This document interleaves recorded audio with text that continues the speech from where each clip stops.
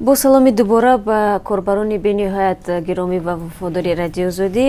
Чун ҳамеша соат бо вақти Прага ман Шалугу Хоҷа дар мулоқот бо шумо қарор мегирам. Аниқтараш сархати хабарҳои тозаи Тоҷикистону ҷаҳонро бароятон тақдим мекунам, то ин ки баъд аз 3 соат дигар моро дар барномаи хабарӣ ҳамроҳӣ кунед ва тавсилоти ину дигар матлабҳои муҳими рӯзро аз радиои Озодӣ бишнавед.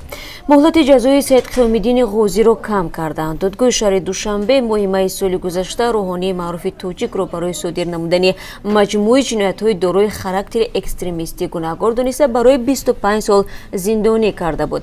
Аммо ҳоло дар қисми таъини ҷазо нисбати ӯ тағйирот ворид гардидааст.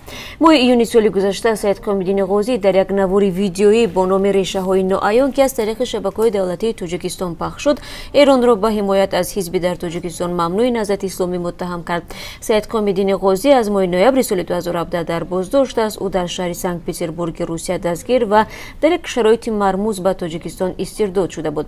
Акнун бояд ин рӯҳонии тоҷик дар зиндон чанд сол бимонад ва чаро муҳлати ҳукми ӯ камтар шудааст? Дар барномаи хабарӣ бароятон тавсилот медиҳем. Вазорати тандурустии Тоҷикистон гирифторшавӣ ба вируси норасоии масунияти бадан ё СПИД дар кишварро ташвишовар хондааст. Ба гуфтаи масъулини ин ниҳод дар соли гузашта садҳо ҳолати нави мубталошавӣ ба ин беморӣ ошкор карда шудааст. Ҳарчанд ба гуфтаи вазири тандурустӣ барои пешгирӣ аз ин вазъ соли гузашта ҷазо барои табибон ва кормандони сартарошхона ва кошунҳои ҳусн сахттар карда шуд.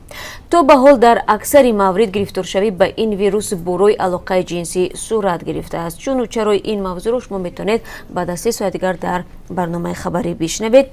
Зиндагии шоҳона сар омад. Додгоҳи Британия эълон кард ки $100 миллион писари собиқ сарвазири Молдова Владимир Филат ҳабс шавад. Владимир Филат дар соли 2016 ба муддати 9 сол аз озодӣ маҳрум шуд, зеро дар давраи сарвазириаш дар байни солҳои 2009 то 2013 $1 миллиард бонкҳои Молдова беному нишон шудааст. Вале писари донишҷӯи Обушат маблағи зиёдеро барои харидории амволи гаронбаҳо сарф кардааст. Тақдири ин донишҷӯ чӣ мешавад? Дар барномаи хабарӣ моро пайгирӣ кунед, мо барои шумо ҷузъиёт медиҳем. ҳуҷуми чилпо. Сокинони деҳаи ноҳияи Хуросонро чанд рӯзи ахир пайдоиши як нав ҳашароте нигарон кардааст ва ҳатто боиси он шудааст ки баъзе аз онҳо шабро дар манзилҳои хешу ақрабояшон рӯз кунанд. Ба гуфтаи мусоҳибони Радиои Озодӣ, ин ҳашарот ба чилпо монандӣ дорад, аммо дақиқан намедонанд он аз куҷо пайдо шудааст, зеро қаблан чунин нави ҳашаротро мушоҳида накарда буданд.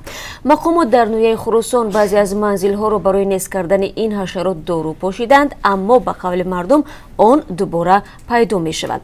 Дар барномаи имрӯз ҳамчунин аз нишасти хабарии Маркази тадқиқоти стратегии Тоҷикистон барои шумо бинандагони азиз маълумот медиҳем. Чун таври ҳамкорони мо гуфтанд, дар ин нишаст ғайри интизор раҳбарияти барканоршудаи ин ниҳод ва ҳам мақомоти феълӣ ширкат доштанд ва ба суолҳои рӯзноманигорон посух доданд.